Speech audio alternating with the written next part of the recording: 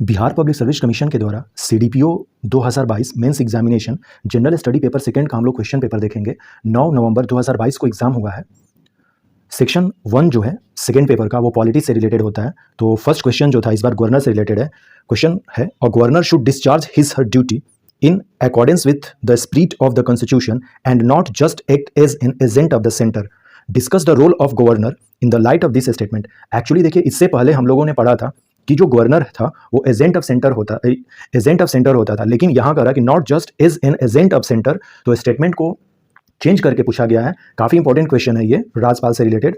यहाँ पे फंक्शन हमें नहीं बताना है डायरेक्टली, उस फंक्शन और पावर जो है गवर्नर का उसको लिखते हुए ये जस्टिफाई हमें करना है कि केवल और केवल एजेंट ऑफ सेंटर नहीं है गवर्नर। एक राज्यपाल को संविधान की भावना के अनुसार अपने कर्तव्य का निर्वहन करना चाहिए, न कि केंद्र के एक एजेंट के रूप में कार्य करना चाहिए। इस कथन के परिप्रेक्ष्य में राज्यपाल की भूमिका पर चर्चा कीजिए। Question number 2, re-promulgations of ordinance is a fraud on the constitution and a subversion of democratic legislative process. Evaluate this observation of Supreme Court regarding promulgations of ordinance. अध्यादेशों को फिर से लागू करना संविधान के साथ एक धोखा है और लोकतांत्रिक विधायी प्रक्रियाओं का विनाश है।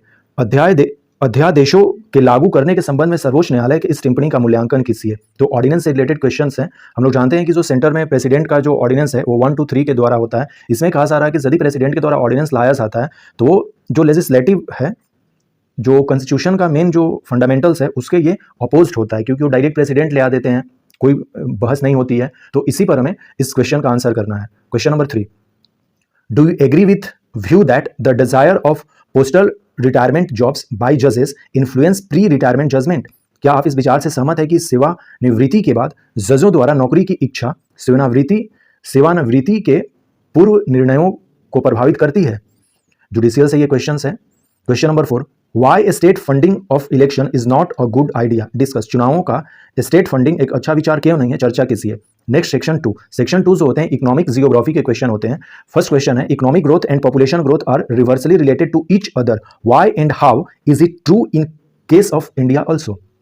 आर्थिक वृद्धि एवं जनसंख्या वृद्धि एक दूसरे के प्रतिगामी होते हैं, क्यों और कैसे? क्या यह भारत के संबंध में भी सत्य है? Question number 6, logically analyze the more effectiveness of the executive policy of the present NITI Aayog as compared to that with the earlier planning commission. पूर्व योजना आयोग की तुलना में वर्तमान नीति आयोग की कार्यकारी नीति के अधिक प्रभावशीलता का तार्किक विश्लेषण कीजिए। Question number 7, decentralization of industries towards rural areas will not only ensure balanced regional growth but will also reduce the exceeding population pressure in and around metropolises and urban centers. Do you agree?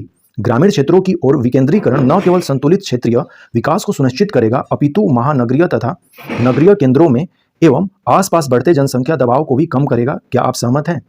Next question number 8, right short note करने हमें।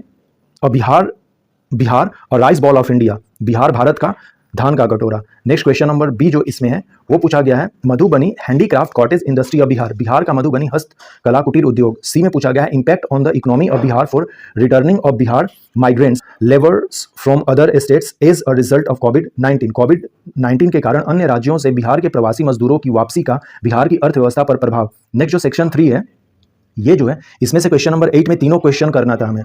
Section 3 जो है वो science and technology का होता है। Question जो 9 है इसमें पूछा गया है कि ISRO has played an important role in making India a global space power, however there are many challenges and opportunities in the new space age that ISRO needs to address, give your views on those aspect. ISRO ने भारत को वैश्विक अंतरिक्ष शक्ति बनाने में महत्वपूर्ण भूमिका निभाई है। हालांकि नए अंतरिक्ष युग में कई चुनौतियों और अवसरों का सामना करना पड़ता है जिन्हें इसरो को संबोधित करने की आवश्यकता है। उन पहलुओं पर अपने विचार दीजिए।